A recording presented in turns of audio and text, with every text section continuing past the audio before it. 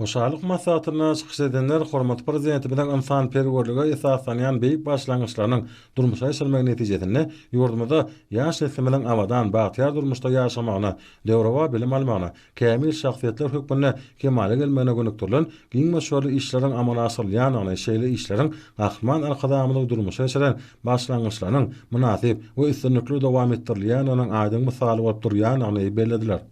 Orada arkadaly gahryman terdarymyň hemde türkmen halkynyň milli lideri gahryman arkadamyň ýygrigdäle tagallarlar arkaly halkara parahatçylyk we naşmak ýylynyň 1-nji iýunyna çağalary goraman halkara güni münasibetli paýtatymyz Aşgabat şäheriniň gözel künjeginde güneşli çağalar we ýetginjekler merkeziniň düýgüni tutulmagy hemde onuň çägine Badaraman Fadanaky döwlet çağalar kitapxanasynyň täze binasynyň guruljakdygy halkymyzyň şahatlygyny artdyrdy we ýaş nesillerimizi tüýsürekden bu sonurdu diýip çykyş edenler aýtdylar. Hemde bu möhüm wakanyň çağalary goraman halkara günden bellenýän senetine gawat gelmeginiň ýaş nesil aradaky aladanyň döwlet syýasatynyň esasy uğurlarynyň bir hökmünde kesitleneniň nowataqy mysal bolup durýanyny bellendi. Şunun bilen barada notasyýaly bu soňçly we taryhy wakalar ata-batamyzyň geljek bolan üsüp gelýän ýaş nesilleriň ruhy taýdan sagdyn berk bedenini sungaty söýüji bilimli terbiýeli hemde maksady okuny ýaşlar bolup ýetişmekleri üçin ýurdumyzda gahryman arkadamyzy we arkadaly gahryman serdarymyz tarapyndan ýygrigdäl aladalaryň edilýäniň hemme mümkinçilikleriň döredilýäniň aýdyn sultamasydyr. Won keselen dawarly hoşalyk masatynyň dowamyna ýurdumdan dekini çağalarynyň hor topornyň ýerine ýetirmeklerine watansöýçilik we parahatçylyk baradaky mazmuny hemde hormat prezidentimize we gahryman arkadamyny alkyşlary öýdürne jenmeýän aýdynlar ýaňlandy. Bu çykyşlar hoşalyk masatyna atnajaryň ruh howinetligini hasartyrdy. Dowam eden çykyşlarda çağalar baradaky hemme taraplaryň aladalaryň olaryň beden ruhy taýdan sagdyn etmek üçin amatly şertlaryň döredilmeginiň ýaşaşyk türkmenistanyň bilim almagy, saglyklaryny berkitmäge hukuklaryň öpüşin edilmeginiň gahryman arkadamynyň başyna başlan we herkaty hormat prezidentime tarapyndan üstünlikli amala asylýan durmuş uğurly syýasatyň möhüm uğurlarynyň birden atally. Çağanyň şahsiýetiniň kemale gelmegi onuň başyny gurşap alýan jemgyýetden öwrünen zatlaryna bagylar. Şonuň üçin çağalaryň kämil ösüşini öpüşin etmek jemgyýetçiligiň döredilmegine aýratyn ähmiýet berilýär. Boş wagtlaryna sport ýa-da dörejilik bilen meşgullanýan çağalaryň ruhy kämillige ýetmäge mümkinçilik artýar.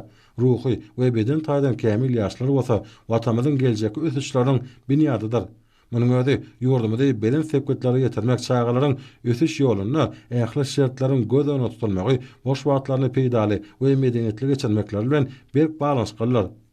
Mälim oşaly ýakyna arkada futbol topary Aziýanyň futbol konfederasiýasynyň çağış ligasynyň çempionu bolmagy başardy. Awrayla halkary ýaraşyna gadynlanan pul bayragy topar agdaranyň haýyş etmegi bilen Gurbanyguly berdi Muhammed Fadanaky howanalyga mätä çağalara himayet bermek boýunça haýyr sahabat ganatyna geçirildi. Gahryman arkadamyň haýyr sahabat ganatyna geçirilen we serişdäni Badaraman Fadanaky döwlet çağalar kitapxanasynyň täze binasynyň gurulşyna gönükdirmek barada karara geldi. Şeýle-de gaznanyň serişdeleriniň hasabyna kitapxanada teleskop arkaly asman giňişligini synlamagan ýetlenen obserwatoriýa otagy gurnalar we kitapxana döwrawa sany tehnologiýalar we enjamlar bilen enjamlaşdyrlar. Bu esa ýaş nesillerimiz baradaky ulu aladalaryň aýdyň nişanydyr.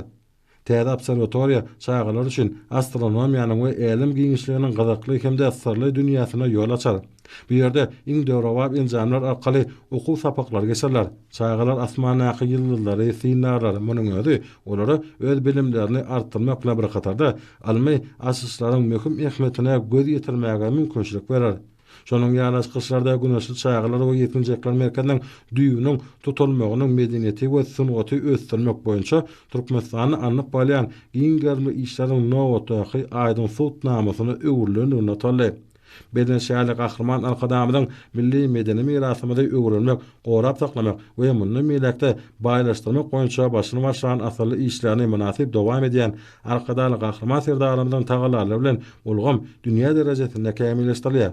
Her iki döwürde medeniýet we sungat işgärleriniň täze neslini kemale getirmek, milli sungatymyzyň inçe ýollaryny öwretmek we olary kämilleşdirmäge höwüslendirmek ýaly wezipelere aýratyn ähmiýet berilýär.